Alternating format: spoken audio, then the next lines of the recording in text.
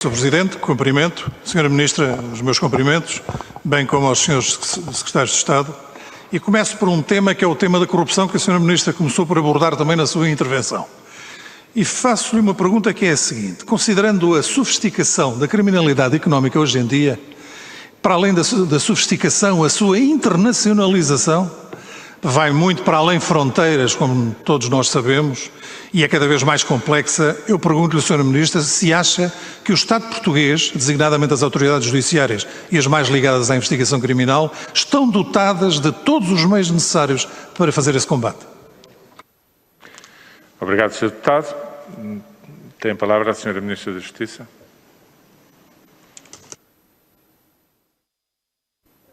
Obrigada pela pergunta, que a mim também me inquieta porque, como sabe, do ponto de vista da minha origem profissional, eu trabalhei sempre na área da investigação criminal. Eu não lhe posso garantir que as nossas autoridades de aplicação da lei e as nossas magistraturas tenham todos os meios necessários para fazer o combate aos níveis de sofisticação que a corrupção atualmente tem. Porque, de facto, as estruturas criminosas estão sempre um passo à frente. O que nós procuramos, temos de fazer e devemos fazer é tentar em permanência acompanhar e reforçar as nossas estruturas no sentido de que elas possam efetivamente ir atrás dos novos movimentos que vão aparecendo. Ainda ontem, por exemplo, na reunião entre os Estados Unidos e a União Europeia, em que estive presente com o Sr. Ministro May, em representação do Conselho da União Europeia, se falou das questões associadas ao ransomware e dos perigos do ransomware. E falou sobretudo da necessidade de nos dotarmos todos de meios para enfrentar esta nova ameaça, que nós conhecíamos noutros moldes, mas que hoje assumiu proporções muito diferentes. Portanto, a nossa missão é efetivamente a de procurar, como responsáveis pelo sistema, atribuir todos os meios. E temos procurado fazê-lo, na medida daquilo que são as indicações que vamos recebendo e das solicitações que vamos tendo. Obrigado, Sra. Ministra. Continua no uso da palavra, Sr. Deputado Fernando Negrão. Sra. Ministra, nós temos que aprender uns com os outros e com as experiências dos outros. Ainda recentemente, a Alemanha fez uma negociação com uma fonte anónima para saber do número e da identidade de cidadãos alemães que tivessem contas em offshores ou noutras situações menos claras em termos fiscais. E conseguiu, com contrapartidas, obviamente, ter acesso a um número considerável de cidadãos alemães que estavam nessa situação. Para além de cidadãos alemães, haviam cidadãos de outras nacionalidades. E eu faço, em consequência, duas perguntas. A primeira é se Portugal tem meios legais para levar a cabo operações desta natureza e, em segundo lugar, se a acontecer a existência de algum cidadão nacional português, como reagiriam as autoridades portuguesas? Obrigado, Sr. Deputado. A Sra. Ministra da Justiça para responder.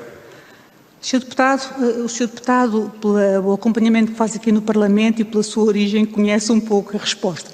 E a segunda resposta é, neste momento, de acordo com o Código de Processo Penal, obtida uma informação através de uma via não lícita, através de um meio não lícito, como sabe, nós temos aí o problema da contaminação da prova produzida, da prova que possa vir a ser produzida a partir de um chamado fruto envenenado.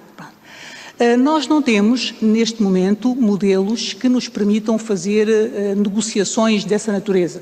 Mas, em qualquer caso, como sabe, já hoje, a lei prevê a possibilidade de um cidadão que colabore com a Justiça ver a sua pena sensivelmente atenuada.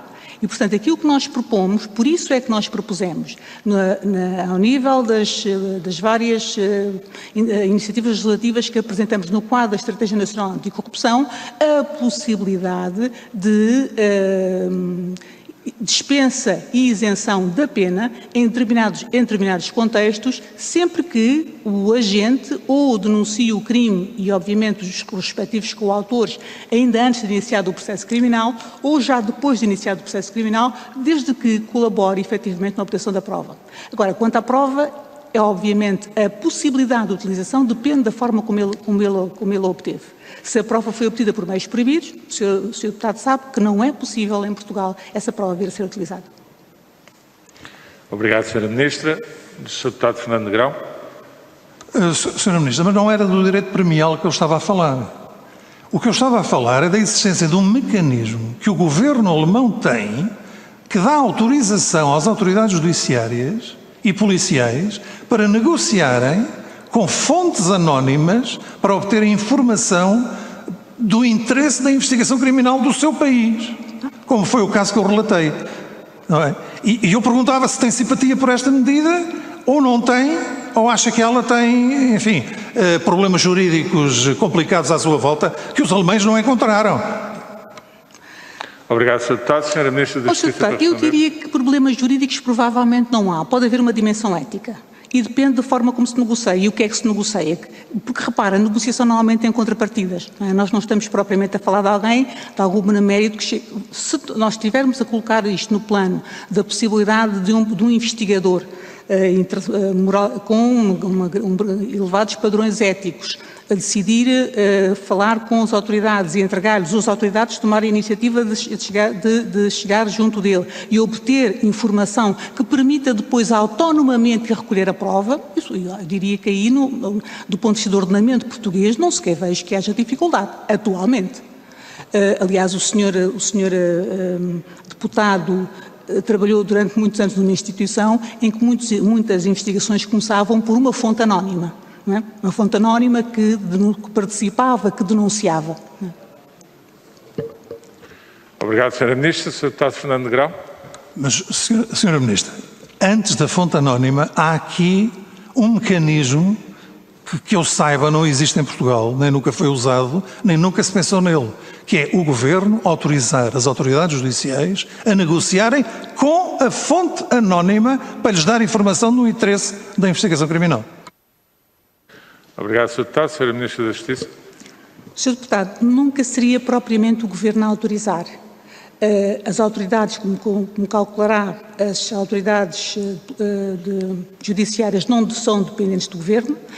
O que o Sr. Deputado teria aí seriam as autoridades de Polícia Criminal, que dependem funcionalmente do Ministério Público. E, portanto, seria o Ministério Público, ou o juiz de instrução, no caso de ser tratado do caso de instrução, a dar as instruções ou a organizar com as autoridades de polícia criminal a possibilidade de elas negociarem ou encetarem um procedimento tendente à obtenção da prova. Eu devo dizer-lhe com inteira convicção, não penso que a questão que nos está a colocar suscite hoje dificuldades em Portugal. E também não creio que aquilo que hoje se faz em Portugal nessa matéria que tenha natureza ilícita.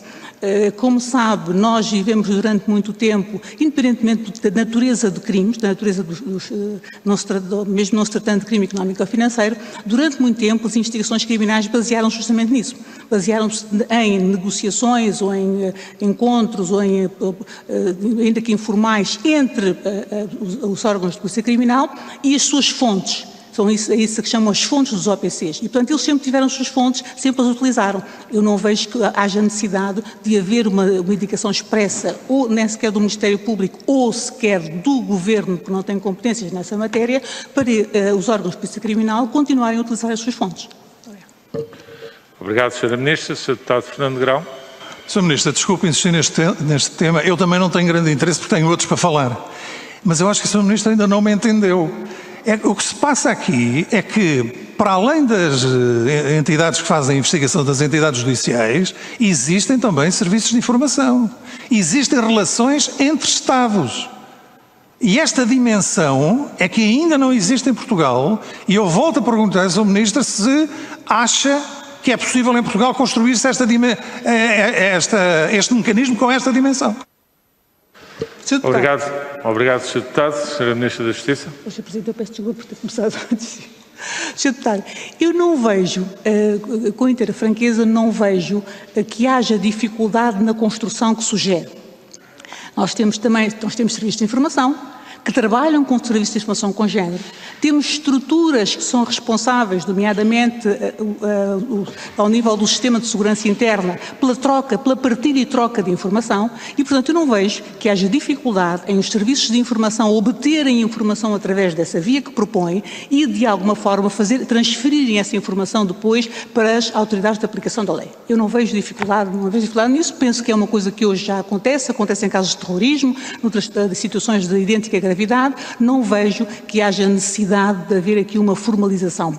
Admito que o Tribunal Constitucional alemão é bastante mais exigente, provavelmente, e bastante mais intrusivo que o Tribunal Constitucional português. Penso que no ordenamento jurídico português não teríamos necessidade de haver uma norma específica para isso. Muito obrigada. Obrigado, Sra. Ministra. Sr. Deputado Fernando Negrão. Sr. Ministro, foi curioso ter invocado o Tribunal Constitucional alemão porque, de facto, é muito mais exigente e construiu uma solução que eu agora não vou poder não tenho tempo para poder explicar melhor, criou uma solução muito interessante e a Sra. Ministra não me respondeu o que é que fariam as autoridades nacionais, mas ficou implícito. Sra. Ministra, regime especial de perdão de penas. E eu insisto, regime especial de perdão de penas aprovado em abril de 2020. No Parlamento, recordo-me da Sra. Ministra da Justiça ter referido que esta lei beneficiaria cerca de 2.000 reclusos, ao mesmo tempo que as estatísticas do Ministério da Justiça diziam que era 2.246. Subitamente, através de uma notícia de um jornal, ficámos todos muito admirados, porque afinal não eram 2.246, mas já ia em 2.851 e o diploma continuava a ser aplicado. Sra. Ministra, o que eu lhe pergunto é, no domínio do direito penal, e é no domínio do direito penal que nós estamos a falar, e no âmbito do perdão de penas, não acha que os regimes especiais devem ter curta vida? Obrigado, Sr. Deputado. Sra. Ministra da Justiça. Muito obrigada, Sr. Deputado, pela pergunta. Eu acho que é, de facto, importante nós discutirmos aqui neste espaço esta questão. Eu acho que os regimes especiais devem ter a vida suficiente para responder às necessidades para que foram criados. E, portanto, este regime especial foi criado para responder a uma necessidade. E eu devo recordar, e os senhores deputados estão cientes disso, que foi aqui no Parlamento que foi criada uma norma, que é a norma do atual artigo 10º, que prevê a cessação deste regime quando houver alteração das condições epidemiológicas. Ou seja, quando houver uma estabilização, se assim se pode dizer, da situação de pandemia a nível nacional. E, portanto, relativamente aos números que o Sr. Deputado referiu, eu gostava de dizer que quanto ao perdão, portanto, este regime de perdão especial, nós tivemos um número de 1945 perdões aplicados. O mais de que se está a referir tem a ver, eu penso é que a informação, mas eu deixo essa informação aos Srs. Deputados, a informação que o Sr. Deputado que se refere é uma informação jornalística, que mistura várias realidades. Portanto, mistura, por um lado, estes perdões, e nestes perdões nós temos 1945, mistura também as licenças administrativas extraordinárias, portanto, e aí nós temos 900 e tal licenças administrativas extraordinárias, que é uma outra realidade, e obviamente inclui também os indultos. E, portanto, nós neste momento aquilo que temos é uma jurisprudência diversa. Há tribunais que entendem que o perdão apenas se aplica àquelas situações em que os agentes não só tinham já a sentença transitada em julgado, como se encontravam a cumprir pena. Há outros tribunais que entendem que apenas bastaria o trânsito em julgado para se aplicar o perdão e, portanto, temos aqui uma divergência jurisprudencial que eu penso que não se justifica que haja uma intervenção legislativa agora para resolver, na medida em que o processo de vacinação nas prisões está a ser acelerado e estou convencida de que a breve prazo nós teremos a situação estabilizada. Neste momento, o que temos é cerca de 70% dos guardas, do pessoal prisional, de funcionários e guardas prisionais vacinado e temos, ao nível dos reclusos, 33%. É verdade que a população reclusa é uma população flutuante, mas em qualquer caso nós estamos a referir-nos essencialmente àqueles que têm penas longas de prisão e que, portanto, vão estar mais tempo nas prisões. Nós temos monitorizado isso em articulação com o Diretor-Geral de Redenção de Serviços Prisionais, justamente para percebermos em que momento é que o estado da vacinação no interior dos estabelecimentos nos permitirá terminar com este regime. Muito obrigada. Muito obrigada. Obrigado, Sr. Ministro. O Sr. Deputado ainda dispõe de tempo, portanto eu vou-lhe dar a palavra, mas assinalando que a Sra. Ministra já não dispõe de tempo e, portanto, já não poderá, nesta fase, responder às suas questões. Mas o Sr. Deputado dispõe de tempo e pode utilizá-lo como entender. Sr. Deputado Fernando Negrão, tem a palavra. Convém falar ao microfone, porque senão quem nos está a acompanhar por Skype não nos consegue acompanhar. Mas a gestão do tempo não é da minha responsabilidade, é da responsabilidade dos intervenientes. E, portanto, Sr. Deputado, se quiser utilizar o tempo, pode fazê-lo nesta fase, mas a Sra. Ministra, para já, não lhe poderá responder. O debate continuará e, portanto, haverá, porventura, outras oportunidades. Sr. Deputado Fernando Negrão, tem a palavra. Sr. Ministro, não pode ir buscar os 4 minutos. Não, o ritmo do debate obriga a que a gestão do tempo seja certa para que todos os grupos parlamentares atempadamente possam intervir. Sr. Deputado Fernando Negrão, se deseja usar a palavra, a menos que queira fornecer parte do seu tempo à Sra. Ministra. Isso já depende só de si. Eu pedi ao Sr. Deputado, quando fala, para ligar o microfone, porque senão quem nos acompanha por Skype não consegue ouvir. Muito obrigado, Sr. Presidente. A Sra. Ministra tocou num ponto importante, que é sobre a vacinação. Todos nós sabemos que o vírus veio para ficar e a única forma de o combater é através da vacinação.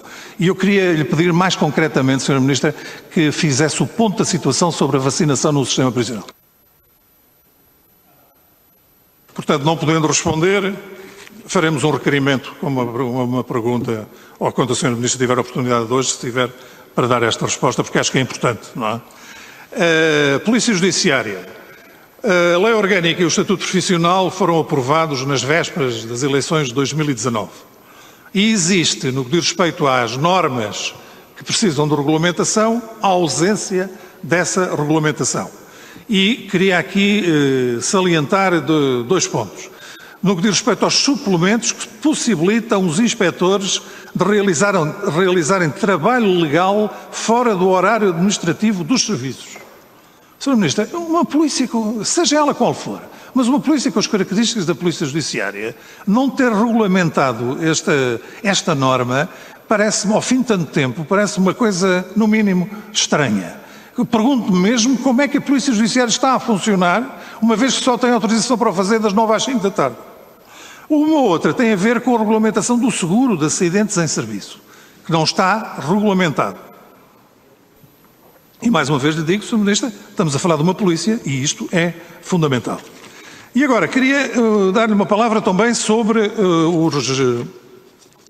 o Estatuto dos Registros e Notariados, que é uma área sempre menosprezada por todos os governos. Eu ia dizer pelo seu governo, mas acrescento, Sr. Ministro, por todos os governos. Não sei porque há sempre qualquer coisa, parece que é um bocadinho o patinho feio dos governos sucessivamente. O Sr. Ministro está-me a dizer que não, portanto está a falar comigo, o que é bom, estimula-me a continuar, e dizer-lhe que basta salientar que os problemas que foram aflorados numa resolução, que é 39/2019, de 15 de março, aprovada por impulso do PSD, permanecem todas por resolver.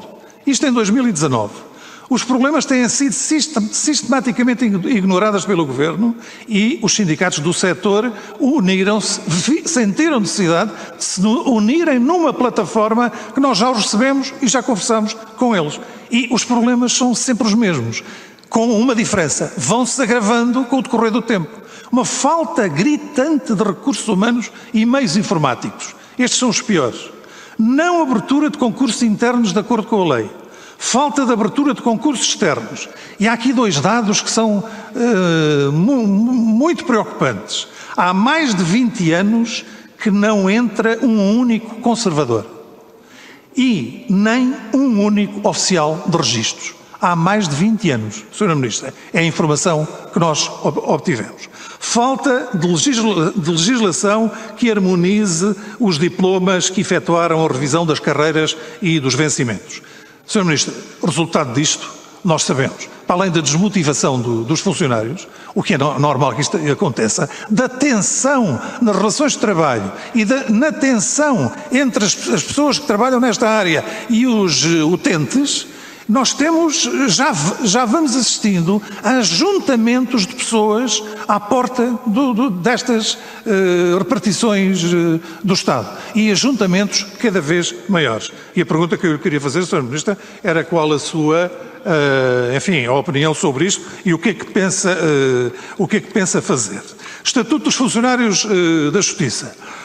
Eu tenho aqui um rol, porque tudo começou em 2017, portanto, desde 2017 até hoje, temos aqui uma série de avanços e recuos, mais recuos do que avanços por parte do Governo, e agora está em discussão pública pelo período de 20 anos. Sendo que, por iniciativa também do PSD, existe no diploma do Orçamento de Estado, no artigo 39, uma norma que diz o seguinte: até ao final de março de 2021 é publicado no Diário da República a revisão do Estatuto dos Funcionários de Justiça. Até março de 2021. Já passou, Sra. Ministra, esta norma não foi cumprida e a pergunta que eu lhe queria fazer é porquê é que não foi cumprida e que tratamento é que quer dar a esta matéria, que é da maior importância para os funcionários da Justiça, que são uma peça fundamental do funcionamento dos tribunais e têm trabalhado muito mais para além daquilo a que são obrigados e nós sabemos bem o espírito de sacrifício que eles têm tido e de dádiva ao sistema de justiça. Obrigado. É tudo, Sr. Presidente. Muito obrigado.